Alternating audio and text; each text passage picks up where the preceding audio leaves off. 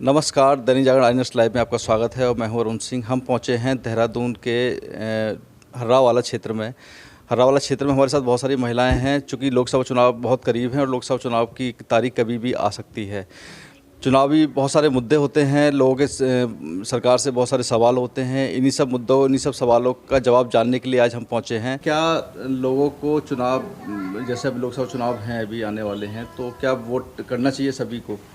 जी sir, ऐसे तो करना चाहिए, बट कुछ कुछ इशू हैं जो अपना मतलब हमें हमारे पर्सनल इश्यूज़ हैं जो हम नहीं बता सकते। क्या पता कि उनको किसको क्या इशू है, जिसको जो सही लगे अपने हिसाब से वोट कर सकते हैं वो।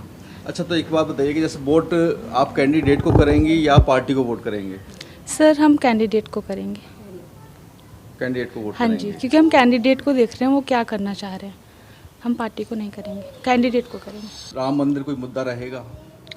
सर, वैसे तो नहीं रहना चाहिए, क्योंकि हम एक ही को नहीं देख सकते। यहाँ पे हिंदू, मुस्लिम, सिख, ईसाई सभी रहते हैं हमारे देश में, तो हमें सबको देख के चलना है।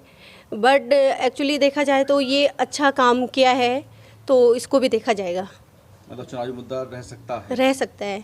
क्या आपको लगता है कि जो कानून बनाए गए हैं अब तक महिला सेफ्टी को लेकर के, तो वो ठीक हैं या उनमें और भी अभी सुधार की ज़रूरत है? सर, उसमें और भी सुधार की ज़रूरत है। जैसे कि अभी रेप होते हैं बहुत सारे, उसमें ये होता है कि आप पहले चार्जशीट दायर करेंगे, उसके बाद फिर सुनवाइयाँ होती हैं, फिर वो आगे चलती रहती हैं।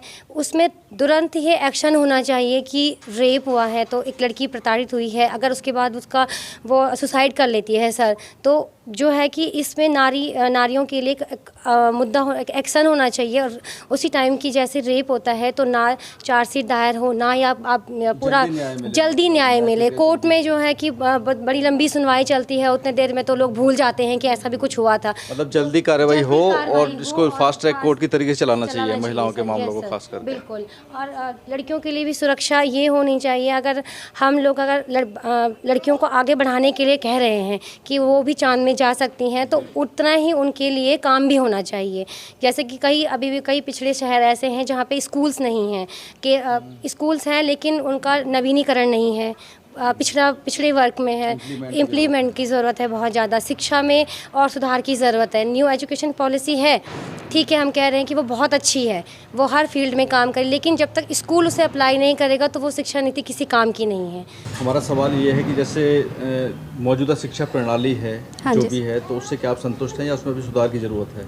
सर, संतुष्ट तो हूँ मैं, लेकिन वही है कि जैसे हम कहते हैं कि हम बहुत ज़्यादा मतलब अपने बच्चे पे प्रेशर नहीं दे रहे हैं। शिक्षा नीति भी, आज हमारी नई शिक्षा नीति यही कह रही है कि हम अपने बच्चे पे प्रेशर ना दें, स्कूल भेजें। आज हमारे गवर्नमेंट ने बहुत अच्छा काम किया है, बाल वाटिका खुल गई है और हम बच्चे को नई तकनीकी के अनुसार शिक्षा दे रहे हैं, लेकिन कई जगह अभी ये इम्प्लीमेंट नहीं हुआ है और इसको हमें करने की ज़रूरत है। और ये भी होना चाहिए कि हर स्कूल्स इसको माने। अब जैसे एज लिमिट ही है, तो एज लिमिट को भी हमें देखना पड़ेगा कि क्या है नई शिक्षा नीति में जो एज लिमिट दी हुई है उसको ही पहले हम इम्प्लीमेंट नहीं कर पा रहे हैं। फिर हमारे शिक्षा नीति में जैसे डिजिटलाइजेशन की बात की गई है, तो उसके लिए भी हम यही चाहेंगे कि हमें जैसे प्रॉपर स्कूल्स हैं उसको चेक किया जाए कि वो कायदे से इस नियम का पालन कर रहे हैं या नहीं कर रहे हैं।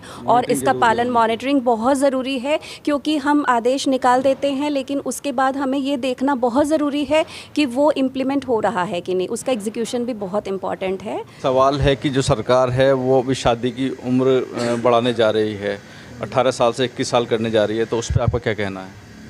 सर देखो, ये तो मैच्योरिटी लेवल को अगर हम देखें तो गर्ल और बॉय का मैच्योरिटी लेवल हो तो जाता है, लेकिन समय वाकई में देना चाहिए, क्योंकि इतना जल्दी विदेशों में तो हम देखते हैं कि बच्चों को इंडिपेंडेंट छोड़ दिया जाता है, लेकिन हमें अपने देश में भी, मैं तो सहमत हूँ इससे, क्योंकि अपने देश में भी हमें प्रॉपर उसको समय देना चाहिए हमारे युवकों को, युवतियों को, कि वो अपने लिए कुछ अच्छा कर पाए।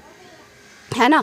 और जो वो करना चाहते हैं, उनका जो एम है, पहले उसको वो फुलफ़िल करें, अपने को अपने पैर पे खड़ा करें, और उसके बाद ही अगर शादी करें तो ज़्यादा अच्छा रहेगा। मेरे विचार से तो ये सही है। मैं आज ये मुद्दा उठाना चाहती हूँ क्योंकि सरकार का जो एजुकेशन है वो हमारा रिसर्च से लेके मैं एक सवाल उठाना चाहती हूँ। सरकार जो है रिसर्च कभी करवाती नहीं है। मैं ये चाहती हूँ कि बच्चों को 9-10 से ही रिसर्च करना सिखाया जाए, क्योंकि बच्चे क्या करते हैं, 9-10 करते, 11-12 करते हैं, सीधे उसके बाद कॉलेज ग्रेजुएशन में चले जाते हैं, उन्हें रिसर्च का मौका नहीं मिलता। जब उन्हें रिसर्च करनी होती है तो उन्हें पीएचडी में अपेयर होना पड़ता है।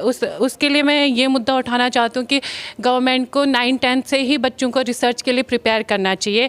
11-12 में उनको एकदम परफेक्ट रिसर्च जो कि आनी चाहिए।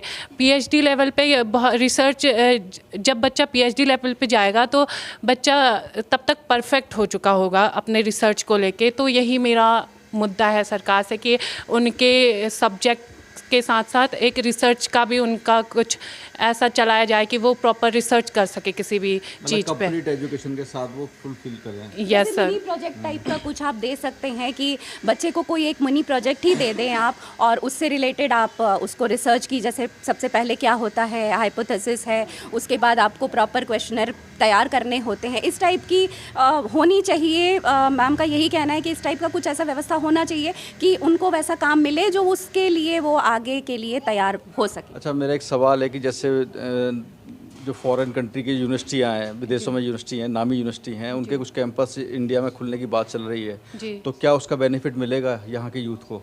सर वो तो जब इम्प्लीमेंट होगा तभी देखा जाएगा, क्योंकि अभी तक तो हुआ नहीं है कहीं भी। जब सरकार उस लेवल पे बच्चों को अगर सुविधाएं देंगी तो डेफिनेटली वो काम करेगा। 1 नेशन 1 इलेक्शन, यानी एक देश और एक चुनाव, ठीक है, उसके लिए आप कितना सहमत है और आप क्या मानती हैं? सर एक हद तक तो ये सही है, क्योंकि अगर चुनाव सब जगह एक साथ होंगे और एक ही दिन में होंगे तो ये शायद एक यूनिटी को दिखाएगा, है ना। और अगर इसमें क्या होगा, प्रशासन को भी हेल्प होगी कि सब जगह एक साथ चुनाव हो रहे हैं तो उनको अलग अलग से स्ट्रेटजी नहीं बनानी पड़ेंगी कि इस वाले स्टेट में ये इस दिन पे होगा तो उस दिन अलग से प्रिपरेशन हो रही है, फिर अगर इस दिन पे उत्तराखंड में है तो अलग से प्रिपरेशन हो रही है, उतने सारे लोगों को फिर इकट्ठा करना, बहुत सारे। तो ये शायद 1 नेशन वाला जो है मोदी जी का नारा, वो बहुत सही है कि एक ही दिन मतदान हो और एक ही टाइम पे हो, एक ही समय पे हो, तो जो सुविधाएं, जो मतलब जितना भी उनको काम कार्य करना पड़ता है अलग अलग दिनों में, अलग अलग महीनों में, वो उनको एक साथ ही एक ही महीने में और एक ही दिन में करना पड़ेगा। तो मे बी ये मतलब सही है ये चीज़। क्या आपको लगता है कि जो नेता हैं, जो हमारे नेता आ रहे हैं राजनीति में, तो क्या उसमें कुछ पढ़े लिखे या अच्छे लोग नहीं आ पा रहे हैं?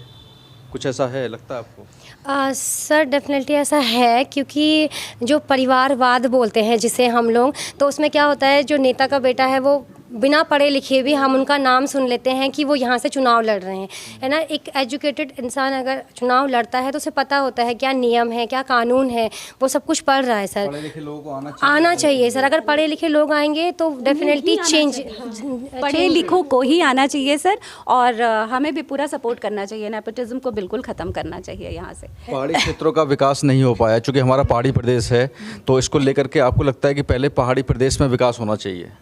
पहले विकास, हम रोज़गार के लिए शहर में आते हैं, लेकिन सरकार सिर्फ शहरों पे ही ज़्यादा ध्यान देती है। उन चुनाव के टाइम पे तो बड़े बड़े वादे होते हैं कि पलायन को हम रोकेंगे, हम ये गांव में ये विकास करेंगे, वो विकास करेंगे, लेकिन इसका अपोजिट हो जाता है, क्योंकि गांव में इतनी तेज़ी से पलायन हो गया है। इन 10 सालों में सरकार पलायन के लिए कुछ भी नहीं कर पाई अभी तक। मतलब एक बड़ा मुद्दा रहेगा चुनाव में इस बार पलायन का। शायद ये मुद्दा संसद में भी कई बार उठ चुका है, लेकिन अभी तक इस पे कोई भी मतलब अमल नहीं हुआ है, मतलब इस पे कोई कार्रवाई नहीं हुई है। चमोली, पौड़ी, टिहरी, सब जगह पलायन इतनी तेज़ी से हो गया है, अब गाँव में लोग ही नहीं रह गए, तो फिर विकास किसका करोगे गाँव में? कहा जाता है कि हर चुनाव में महिलाओं का एक अहम रोल होता है, एक अहम किरदार होता है। हर सरकार को बनाने में, सरकार को सत्ता तक पहुंचाने में महिलाओं का बहुत बड़ा रोल माना जाता है। तो ये थी हर्रावाला क्षेत्र की महिलाएं जिन्होंने हमारे साथ चुनावी मुद्दे पर बात की और अपनी राय खुलकर हमारे सामने रखी। आई नेक्स्ट लाइव के लिए अरुण सिंह, देहरादून।